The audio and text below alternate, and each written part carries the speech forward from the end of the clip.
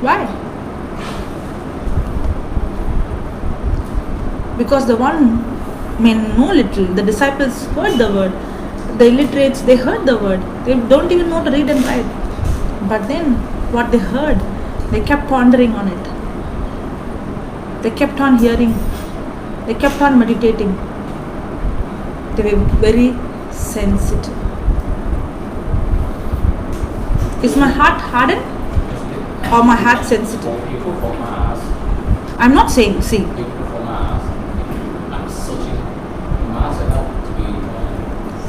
Everything will be meaningful only when you have relationship. You see? Yes? Because for me, I was taking the body and blood of Jesus, but it did not impact my life until and unless when I understood the word that Jesus died for me and He gave His body and blood for me. Now, it's not just the body of Christ. Every time I take, I can see healing, I can see health, I can see my life. Now the Mass has become more meaningful. Maybe not one time, 2 times, 10 times. After seeing stuff, prolonged, doing the same thing. Yeah, that's what now I was talking about your heart being sensitive. Now, how does a person's hearts become sensitive, and how does a person's heart become hardened? How?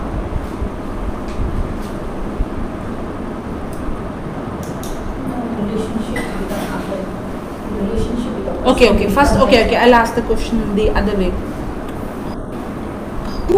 What is hard? Who is a person who has hard heart? Who is a hard-hearted person? Person who can't forgive, person who has bitterness. The person who can't forgive, the person who has bitterness is hard-hearted person. Okay, then any other answer? Selfishness doesn't want a relationship. Selfish, doesn't want to have a relationship with God, nothing to do with God. The one who doesn't come to church, who doesn't have relationship. Okay, then Pride. huh? Pride. A person who has pride is hard-hearted person. Person who Heartless. Heartless means one without heart. no. The person not the Self-centered. Self-centered. Any hard-hearted person here? No one? Sister Helen? Who's a person who has hard heart? Does not agree with one is not one with the word of God. One with the word of God? One who is not aligned with the word of God. A person who is not humble. The person who has nothing to do with God, a person who has unforgiveness, a person who hates God, a person who is not humble. We are giving a different look. Somewhere else. Somewhere else.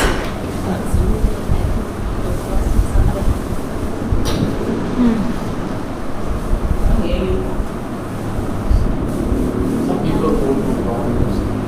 After the problems, they become suffering. Some people have to go down. So you are saying that problems makes a man's heart Not necessarily, but some go through problem, become soft. Become humble. See. Problems will not bring a change in the person. Trials will not make a person's heart sensitive.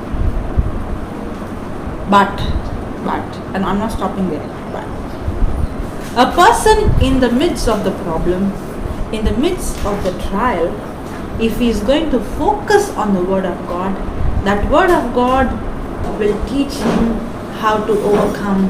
Now he becomes a better person. He becomes strong. He learns a strategy.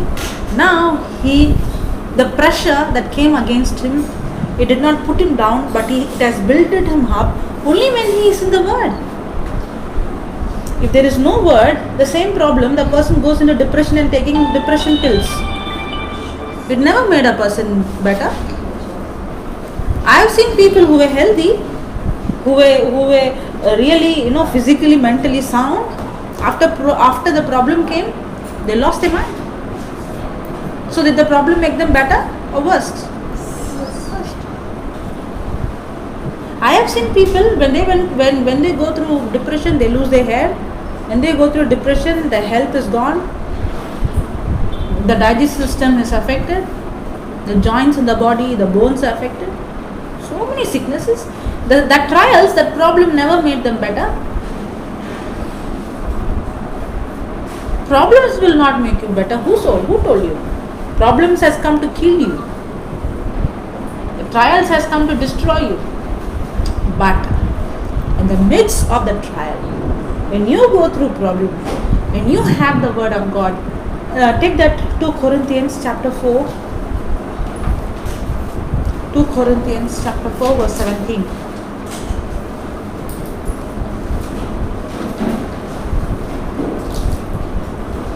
Verse 7. 2 Corinthians chapter 4 verse 17.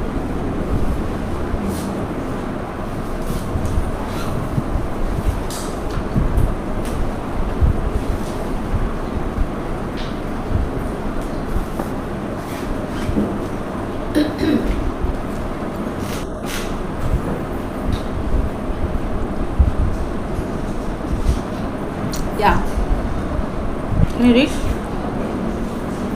For this slight momentary affliction. For this Slight momentary affliction. for this Slight momentary affliction. So is he saying it's a heavy, big, huge affliction or a light affliction? Slight affliction. Is he saying prolonging affliction or that is just for a moment? For a moment. Who's saying this? Who's saying these words? St. Paul is saying, right? Yeah. Because St. Paul did not go through the problem that we have gone through or we are going through. Correct? Because he had very less problem. He has a own problem.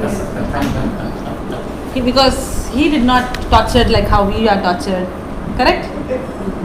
He did not have pain like how we have. He was only put in the prison. He was only beaten. He was only left naked. He was only without food. He was only without water.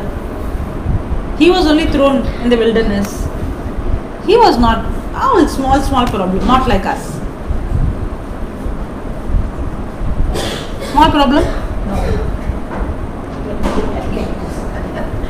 After I mentioned all the problems, you change the words. Now, why?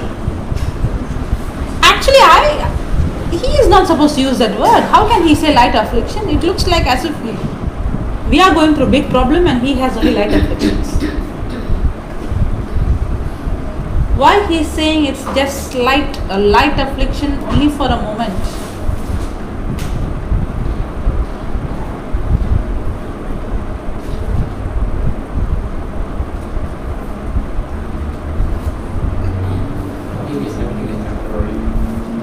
Temporary. You know why? Because his eyes was not fixed on the facts. His eyes was fixed on the truth. Did we learn in the morning? Facts and truth. What is fact? Fact is something that is going to change. What is truth? That will never change. That is the word of God. So was Paul's eyes fixed on the facts or on the truth? Truth. When his eyes is fixed on the truth, what he is going through is only for a moment. It's nothing compared to what Jesus has for me eternally. It's nothing compared to the promise of God. It's nothing compared to what God has given to him. So his eyes was fixed on the unseen. Was his eyes fixed on the seen or the unseen? Unseen. If your eyes is fixed on the unseen, the problem which you are going through, you will realize is just for a moment because it is just a fact.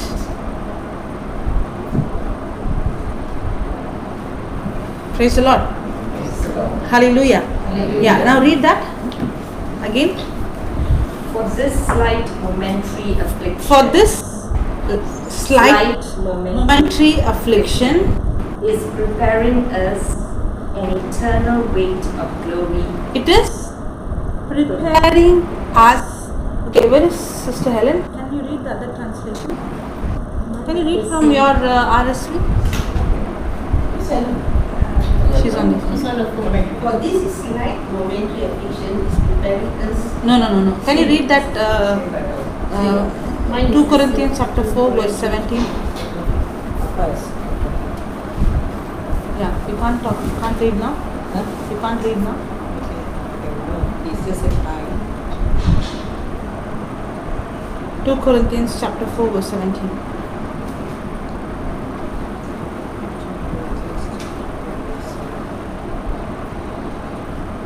Stomach is full and feeling sleepy. Sleepy, right? KJV. No? No. KJV. What, 2 Corinthians chapter 4 verse 17, yeah. KJV. 17. 2 Corinthians chapter 4 verse 17. For our light affliction, For our light affliction, which is but for a moment, which is but for a moment, because he is seeing it's only a fact. That affliction is only a fact. That problem is only a fact. That's why he is saying it's only for a moment, because he knew that that fact is going to change.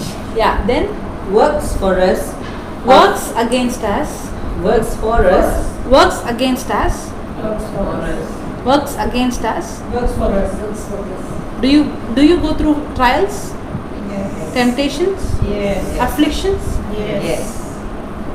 opposition, Yes. hurt, Yes. rejection, Yes. pain? Yes. So is it working against you? Yes. Is it bringing sickness? No. Yeah. Is it bringing sorrow? Yes. Is it bringing sickness? Yes. So is it working against you? It's working for us. But I'm asking the fact. Is it working against you? Yes. But is it designed to work against you or work for you? The devil has brought that to destroy you. But if you are going to focus on the truth, not on the fact, now the fact is temporary. What came to destroy you, God is working, God is turning it around to work for you. That very affliction that came to destroy you, God is using it to bring you up.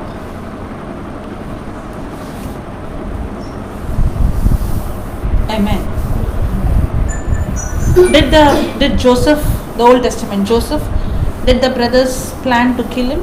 Yes. To destroy him? Yes. Was that plan to kill him? To destroy him? To wipe away the dream? Yes.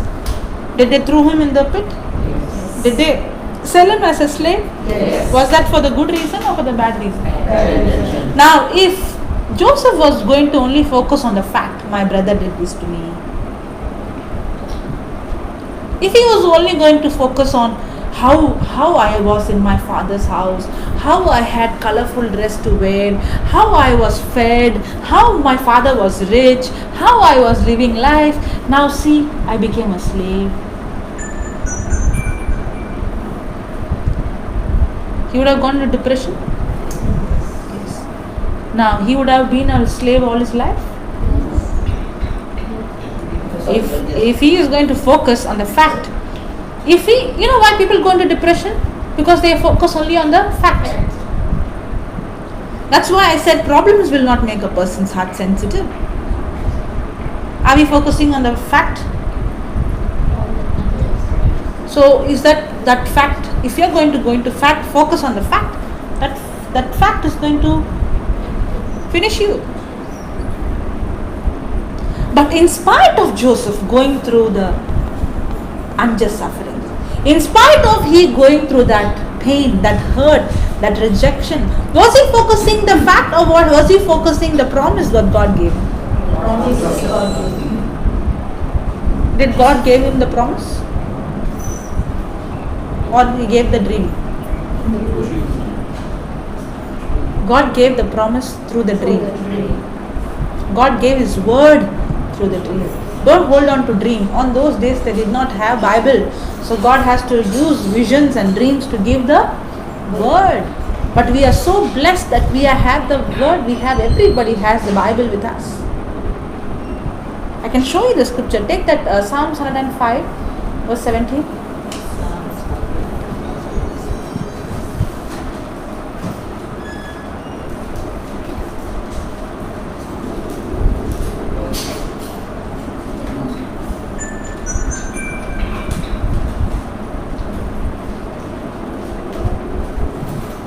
He sent a man before them, He sent a man before them. Who's that? even Joseph, Hmm. who was sold for a servant, Who was sold for a Servant. servant? whose feet they hurt with fetters. Yeah. He was laid in iron, He was laid in iron until the time that his word came. until the time his dream came or his word came. His word came. So was it the word given to him? Yes. Until the time the word came, The word of the Lord tried him. the word of the Lord tried Joseph.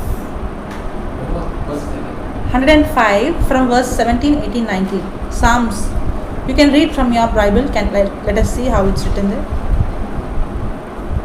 What's this one again? Read from 17th verse.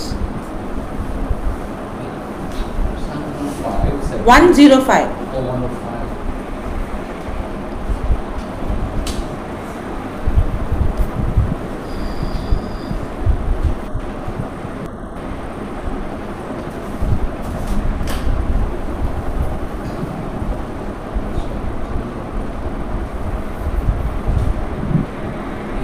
He has sent a man ahead of them, Joseph. He sent a Man ahead of them, ahead of them. Okay. Joseph. Joseph. As a slave. So Joseph was sold as a slave. They shackle his feet with chains. They shackle his feet with Chains. how he was. Change. See, not how you think. The Bible says very clearly. Yeah.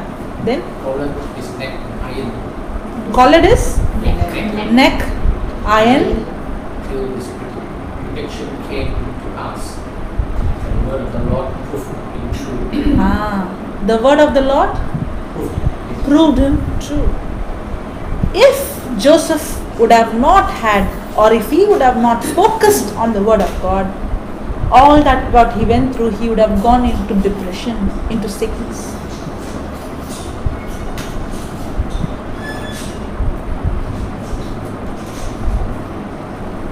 If you don't have the promise of God, if you don't have the word of God, if you don't have the promise, the word of God, you can never see the unseen. Now, the very affliction that came to destroy Joseph, did God work all together for good? Did that same problem lifted him to become the governor of Egypt? Yes. Now, are you going through problems? Are you going through affliction? Are you going through rejection? So is that problem working for you or against you? You have to choose. If you are going to focus on the facts and go into depression, then it is going to work against you. But if you are going to choose, no matter what I am going through, Joseph went through all those things, but his eye was fixed on what God promised, not what he is going through. Joseph's eyes was fixed on what God said, not on what his brother said. Joseph's eyes was fixed on what God promised, that he is going to lift him, not what he is going through right now. He became a slave, then he became a prisoner. He did not focus on his present situation because he knew that is just a fact.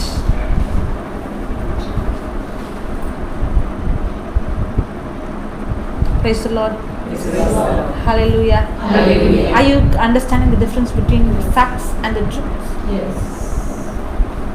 If you are going to allow your life to be governed by the facts, that problem that has come is going to work against you. Now read that 2 Corinthians chapter 4 verse 17 again. 4 verse 17. He sent a man before them, He sent a man, a man before them, even Joseph, even Joseph. who was sold for a servant. No, 2 Corinthians 4:17. Oh, sorry.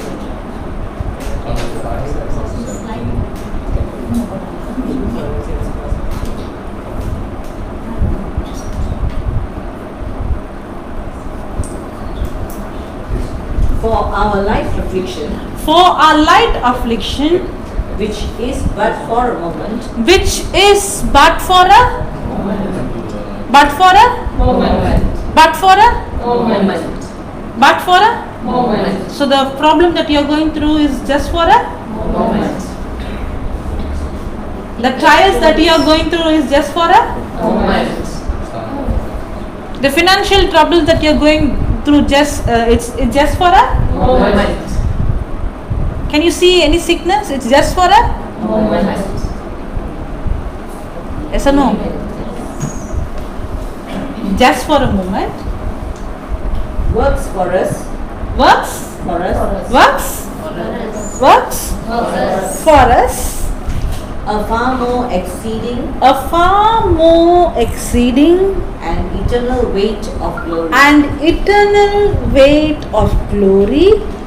While we look not at the things which are seen. Read again. While we look While we look. not at the things. While, is the Bible very clear? Yes. Is the Bible very clear? Yes. While we look not at the things which are. Not seen. See. Read again. While we look not While we look not at the things at the things. which are seen. So are you looking at the things which are seen? If you are going to look at the things that are seen, then that problem is going to work against you. If Joseph was only focusing on what he saw or what he is going through, then that problem would have worked against him. That's why the scripture says, for we look not at the things which are seen. You know, when I read this first, I was like, what is this? Do not look at what you see? Lord, what are you telling? How I cannot look at something which I can see? I can see means I can look. Only focusing on focus. The scripture says, you can see with your eyes, but learn to look into the unseen. Now, that problem will make your heart sensitive. It's not the problem. In the midst of the problem, your focus on the Word of God. It is the Word of God that brings the change. It's not the problem that brings the change. The Word of God tried Joseph. The change doesn't come because you go through problem. The change comes because of the Word. Wait, slowly. Let it sink inside. Let them write. Give them some time to ponder. Are you getting it? Yeah, now read. But at the things which are not seen. But at the things, read again. Yeah, read it. While we look not at the things which are seen. While we look not at the things which are seen, But at the things which are not seen. but at the things which are not seen. So, am I supposed to see the fact or the truth? Things that are seen or not seen. Not seen. If you train yourself to look into the mirror, to see the unseen, your life will be beautiful. Every trial that you go through becomes a testimony. Every test becomes a testimony. Every affliction that has come against you will become, it's for the glory of God.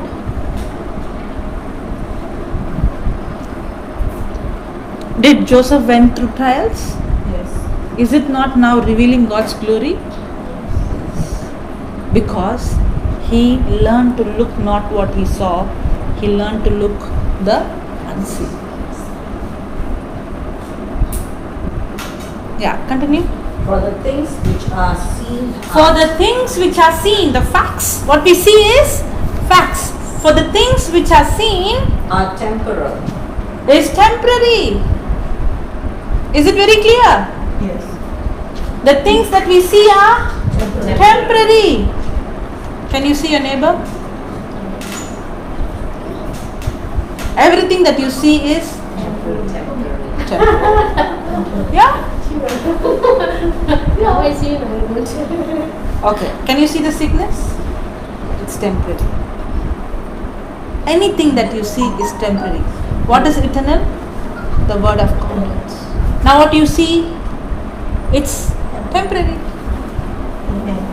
Amen. The more you focus on the unseen, the more you focus on the word of God, the more the truth changes the fact. But the problem is, we are so governed by our physical senses. What we see is taken control. Yes or no? What to say? The doctor said no.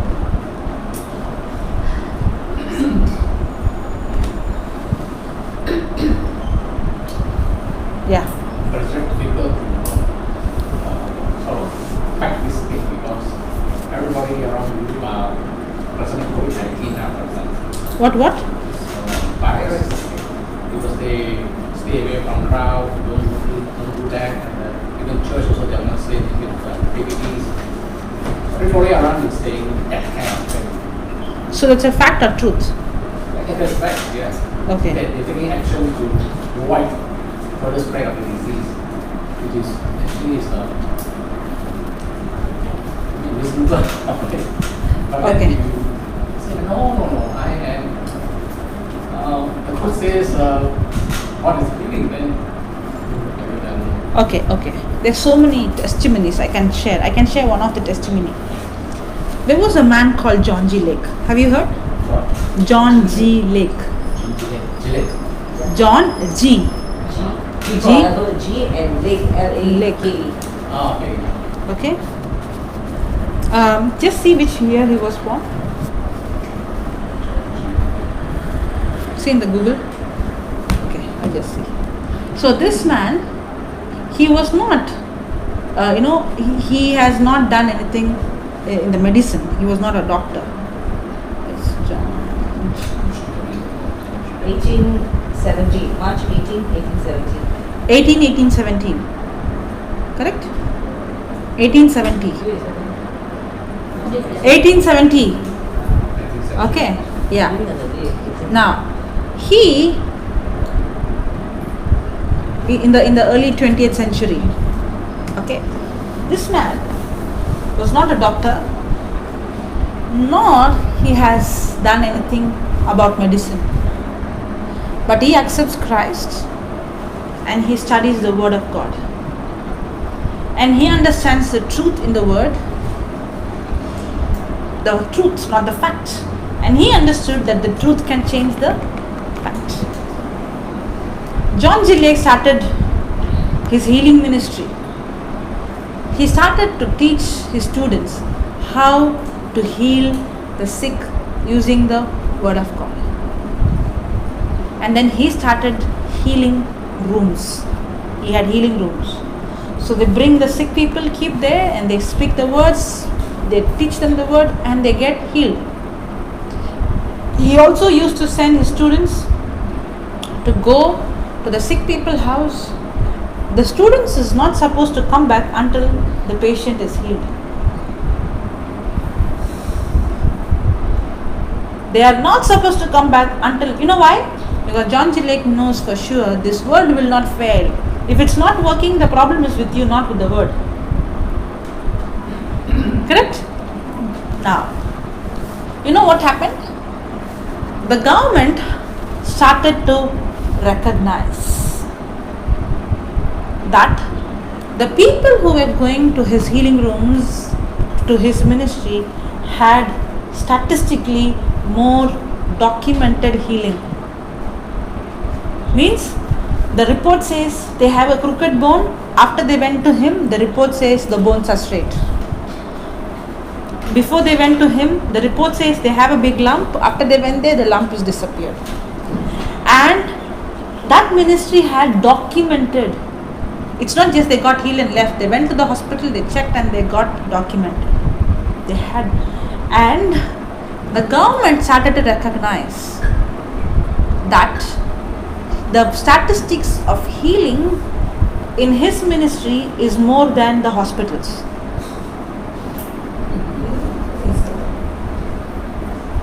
Now, you know what did the government do? The government gave him license, medical license to practice medicine. Even though he has not done anything in the field of medicine. Now, the government did not give him medicine to go and give medicines. The government gave him medicine because they could see the result. So they want to recommend the people that he is legally authorized to do this. Are you understanding? Now, at that time, there was a deadly plague and people were just dying. And this plague was contagious through saliva. Okay? And the person gets the sickness through saliva. Now all the doctors, what they are doing? They have to treat them, right? Where do all the sick people come? To the doctor. And now John G. Lake also has the legal authority too. So he was working with the patients, with the doctors. Now the doctors, they wear all the preventive measures, correct? But they see that John G. Lake doesn't seem to understand anything. Because he is not going to give medicine, he is going to use the power in the word of God. This really irritated the doctors. Okay? And they started discussing with themselves, this is why we should not give license to one not educated. He does not understand the seriousness. He don't know, nor he knows how to take precaution and all these things. When John G. Lake saw that they were upset, to make them understand, he tells them to take the saliva of the person who was infected, and he told them to check under the microscope. And they check it under the microscope, and they saw the viruses, the germs were alive. And he tells them, bring it to me. And he keeps his hand, he touches it, and he says, now go and test it. And when they went and tested it, they found all the germs died. Now, was John G. Lake governed by the fact, or was he governed by the truth? By the truth. Are we going to be governed by the fact? Fact is something that is temporary. That's why that we read in the scripture, we don't look at the things that are seen, but we look at the things that cannot be seen. Now, did that very affliction, that virus that came to kill them, became turned into the glory of God? Yes. Did it become a testimony? Yes. That's what happens. In the whole world, I heard a testimony, I don't know the person's name, I heard a testimony, maybe I can check the Google and I can give you the right name. There was, I think it's cholera at that time, you know, when it came in the beginning, when they did not have the medicine, everybody were dying. And there was one man, he stuck this, you know, in front of his house, that Psalms 91, that no plague shall befall my house. And he says 1,000 can fall my right side, at 10,000, but nothing will. Now, are you going to focus on that scripture or going to focus on what the world says? Can we read that? Sister Helen. Can you read Psalms 91?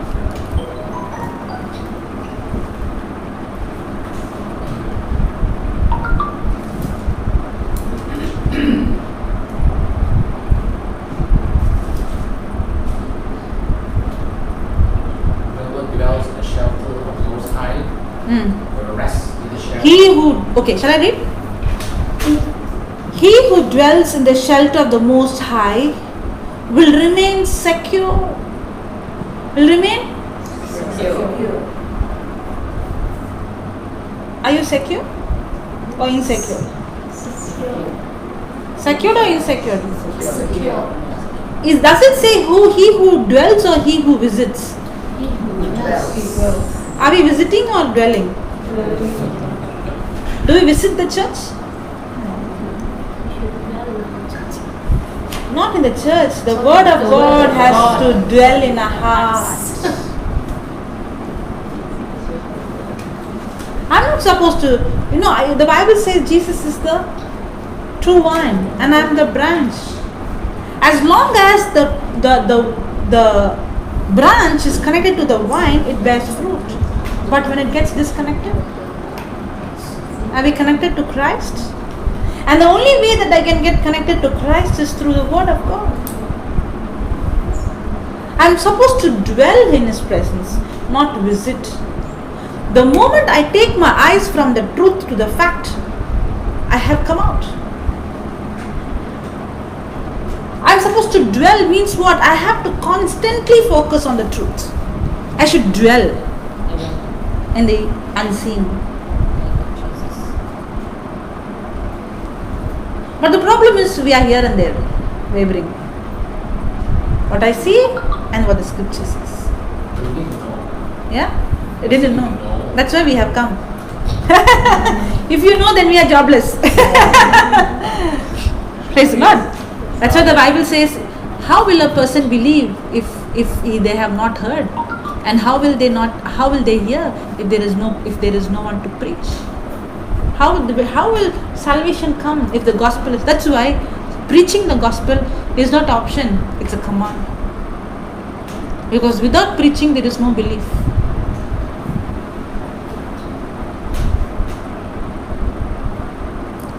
Praise the Lord. Hallelujah. Hallelujah. Many times we confess Psalms 91, but do we dwell or visit? If I'm not dwelling in the truth, Psalms 91 I can confess, but it won't work. Because the whole Psalms 91 is for the one who is dwelling in the presence of God. The whole psalm is promised for the one who dwells.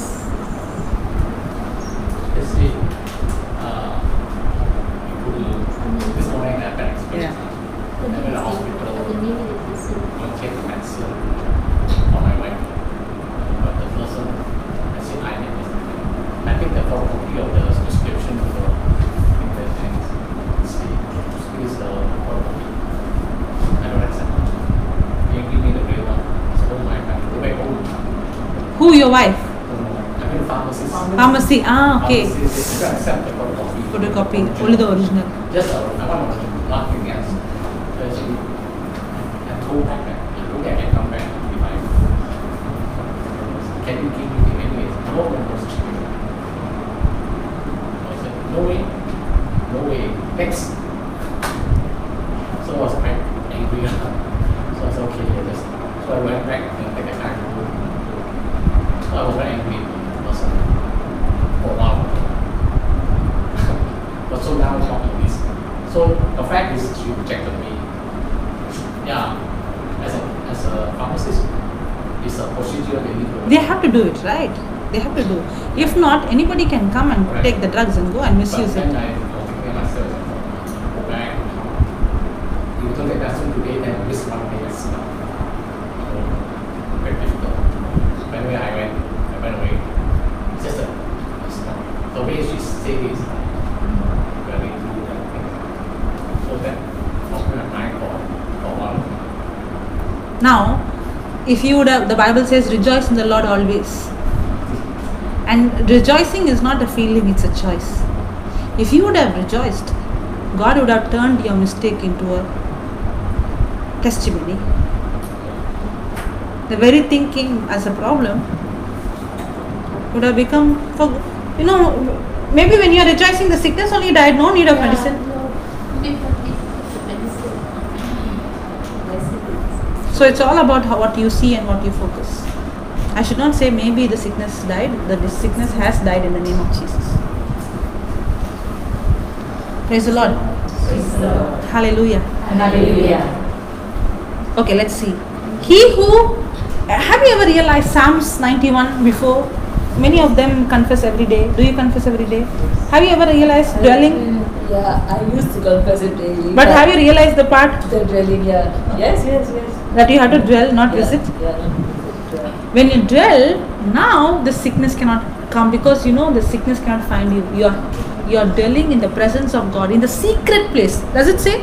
He who dwells in the shelter of the Most High will remain secure and rest in the shadow of the Almighty. There's some translation says secret. Somebody read?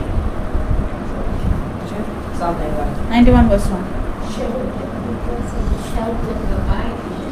Shelter the Most High. Yeah, read. Huh? Yeah, read.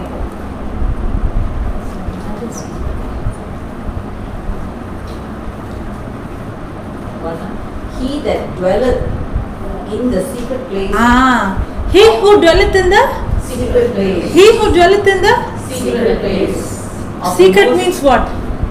Hiding. The virus will search but cannot find you. Hiding. Because you are at the secret place. The sickness will search and search and go and attack everybody but cannot find you. Why? Because you are at the. This is only for those who fix their focus on the truth, not to the one who is fixed on the one who is dwelling, not the one who is visiting. The Most High shall abide. No, don't go fast. Okay. Again. He that dwelleth in the secret place of the Most High shall abide under the shadow of the Almighty. So whose shadow you are? Okay, I'll read.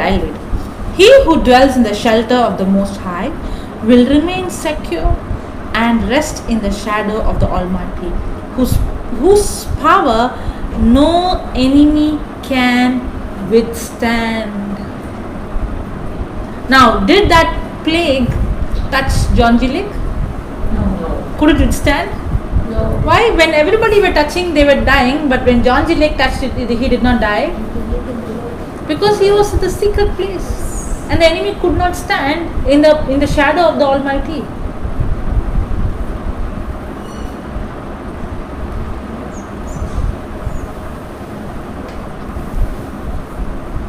Praise the Lord. This Psalm 91 reminds me of many things. One really saved my life. 19 my retirement. 8:28. For my retirement, I was working in the bank, and I was in charge of the locker, locker where all they put all the money and all that. So I was replacing somebody during lunchtime. So I put my key on the table, and I went inside. I came up to the doctor and took some food to eat. One lady there, one Muslim lady, took the thing. I didn't know. I came and saw it, fine. Because the lock, we all got to jail also. So we had informed the office, manager came and all that. Then took the spare key, the day went off. Then they told us, okay, come and search all your drawers. And I know, I know that nothing to worry about, but still the fear was there. And then Something contradicting in a statement. Okay. Then I went to call each one and ask them. You have to finish it faster. I have to preach. Yeah. I had to, ask everybody, and I had to give my version. But the lady who took it gave a lot of things about me. Anyway, the next morning, that night when I came back home, I told one of my friends. She said, "Don't worry, read Psalm 91." So read the Psalm 91 the whole night. Then most of the they said next morning went to work. Then they said nobody, the staff can't go to the doctor. And about 12, 11:30 when bag was over, went there. They said, okay, all the staffs, you see the three of us were in the room. Ours were working there. Each one, so okay, the one person who took it went to the manager. I want take my son's certificate. I want to go to manager. So my manager is my rank and file, very good friend. He said nobody was going to locker.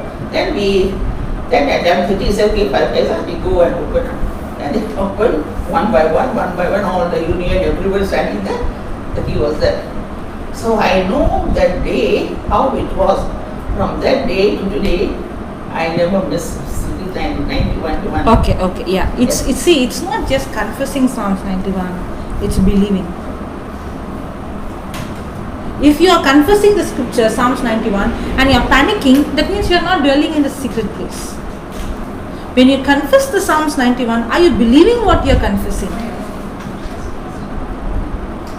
Praise the Lord. Hallelujah.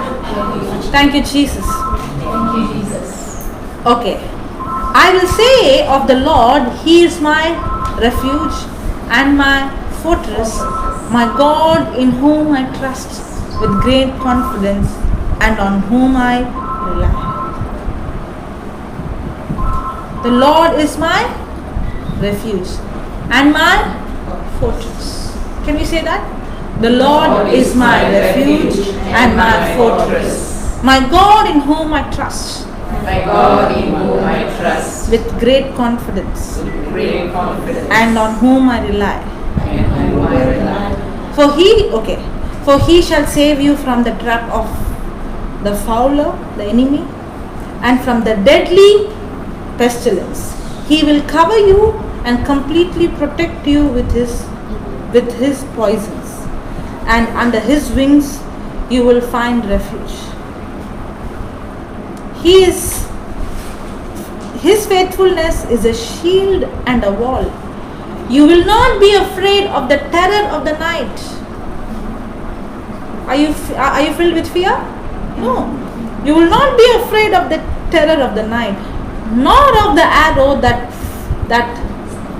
flies by the day, nor of the pestilence that strikes in darkness, nor of the destruction, sudden death that lays waste at noon. 1,000 may fall at your side. Are we seeing 1,000 falling? In the TV, WhatsApp, news? Now, am I focusing on the 1,000 dying or I am focusing on Psalms 91? Hello? In prayer, no. Everyday life.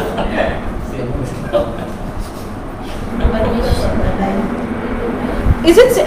See, the Bible is written because God knew it's going to happen and it has been happening. Thousands are falling. People are dying everywhere. But the scripture says 1,000 may fall at your side and 10,000 at your right side, but danger will not come near you. For danger will not come? You will only be a spectator as you look on with your eyes and witness the divine repayment of the wicked as you watch safely from the shelter of the Most High. You know what he's saying? You will be in the shelter of the Most High and you are only a spectator watching it all.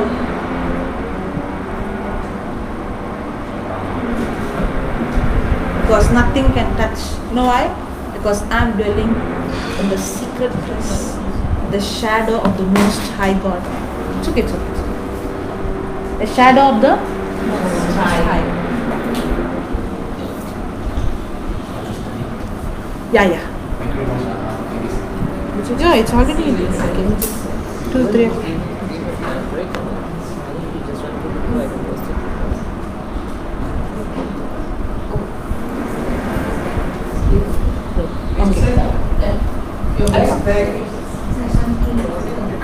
Praise the Lord. Hallelujah. We'll take a 5 minutes break. We'll take a 5 minutes break and we'll come back. Thank you, Lord. Thank you, Father. Thank you, Jesus. Lord, I thank you for teaching us your truth, for helping us to overcome, for teaching us that I have to dwell but not visit, for teaching us that when I focus on the truth, I'm dwelling in the shadow of the Most High, secure. Just like how Joseph did not focus on what he saw, but how he was focusing on the unseen.